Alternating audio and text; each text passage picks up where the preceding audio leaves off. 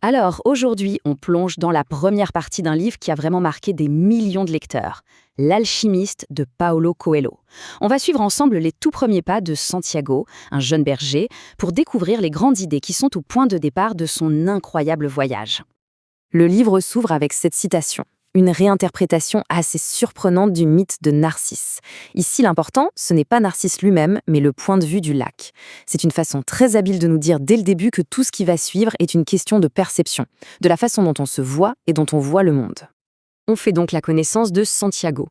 C'est un jeune berger andalou qui mène une vie simple, en paix avec son troupeau.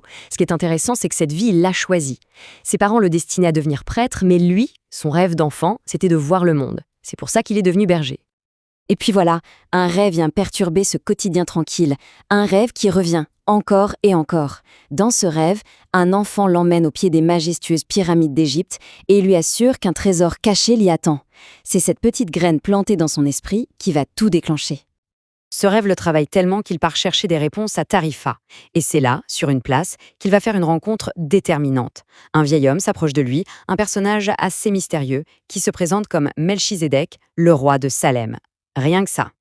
Ce voix va lui parler d'un concept qui est vraiment au cœur de tout le livre, la légende personnelle. Alors qu'est-ce que ça peut bien être ou juste une légende personnelle? Eh bien, c'est finalement assez simple. La légende personnelle, c'est ce qu'on a toujours voulu faire au plus profond de soi. Et d'après le roi, l'accomplir, ce n'est pas juste une bonne idée, c'est notre seule et unique obligation dans la vie. C'est notre raison d'être, notre destinée. Et c'est là qu'arrive sans doute la phrase la plus célèbre de tout le roman: quand tu veux quelque chose, tout l'univers conspire à te permettre de réaliser ton désir. L'idée derrière, c'est que si un désir vient vraiment du cœur, si c'est vraiment notre légende personnelle, alors l'univers tout entier se met en mouvement pour nous aider à y parvenir. Pour que Santiago comprenne bien, le roi lui raconte une petite histoire, une parabole. Un jeune homme doit visiter un palais magnifique, mais avec une mission: tenir une petite cuillère avec 2 gouttes d'huile sans la renverser. La première fois, il est tellement obsédé par la cuillère qu'il passe à côté de toutes les beautés du palais. La deuxième fois, il est tellement ébloui par tout ce qu'il voit qu'il renverse l'huile. La morale? Le secret du bonheur, c'est l'équilibre. Profiter des merveilles du monde, du voyage, mais sans jamais perdre de vue son objectif, les 2 gouttes d'huile. Santiago est convaincu. Il prend alors une décision radicale, un vrai saut dans l'inconnu. Il vend tout son troupeau pour financer son voyage en Afrique. Mais à peine a-t-il posé le pied à Tanger que tout tourne au cauchemar. Le premier test de la vie est brutal. Au milieu de l'agitation d'un marché, un jeune homme qui s'était proposé de l'aider lui vole tout son argent, absolument tout.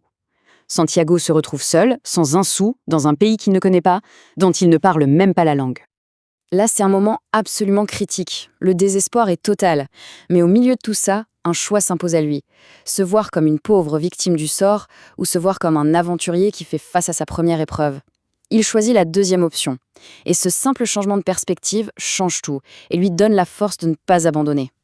Cette nouvelle mentalité le conduit à trouver du travail chez un marchand de cristaux. Il pense y rester quelques jours, mais ce détour va finalement durer presque une année entière.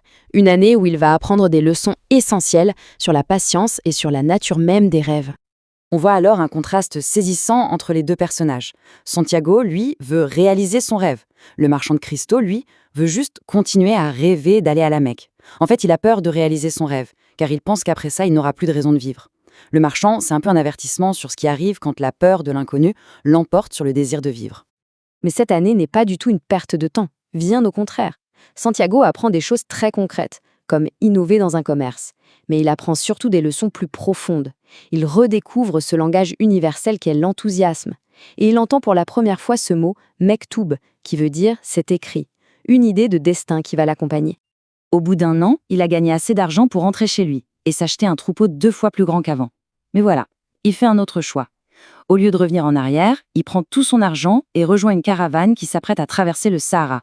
Direction les pyramides. C'est dans cette caravane qu'il rencontre un Anglais. Cet homme ne cherche pas un trésor matériel, mais un savoir. Il est à la recherche d'un alchimiste de légende, quelqu'un qui, selon lui, serait capable de comprendre l'âme du monde. Et pendant que l'Anglais passe ses journées le nez plongé dans ses livres compliqués, Santiago, lui, fait ce qu'il a toujours fait. Il observe le monde qui l'entoure.